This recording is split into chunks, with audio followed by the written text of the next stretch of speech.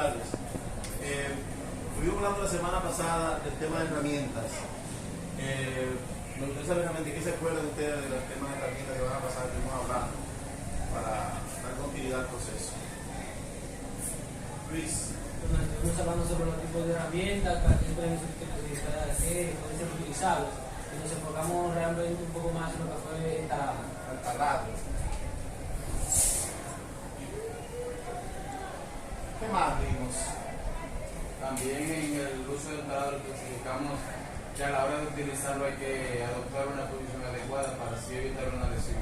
Correcto. ¿Qué más? Carlos. Pudimos estar observando que el taladro es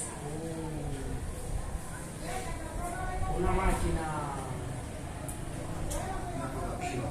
Sí, una máquina rotativa mecánica. Bueno, ciertamente sí, de las herramientas que más puntualizamos la semana pasada, vimos las escaleras, vimos el taladro y vimos las herramientas de seguridad.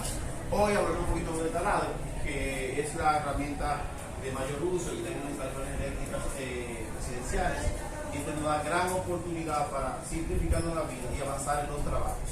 Específicamente haremos el trabajos pesados, el caso aquí del taladro de la variedad que existe.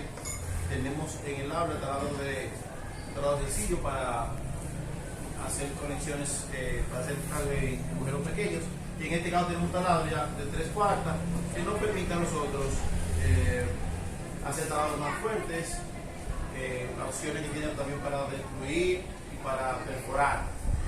Eventualmente tiene una aplicación particular en la mandilera, que es el elemento que se usa para la sujeción con cierto nivel de seguridad. Eventualmente tenemos otro tipo de taladro, en este caso hablaremos sobre este.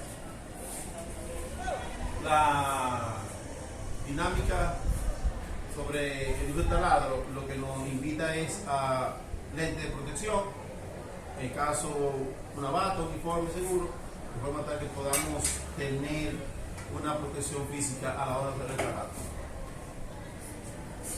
Bueno, jóvenes, visto el panorama, lo que les invitamos a ustedes a seguir más adelante, seguir las herramientas, de forma tal que se puedan especializar en el uso de herramientas mecánicas para las instalaciones eléctricas.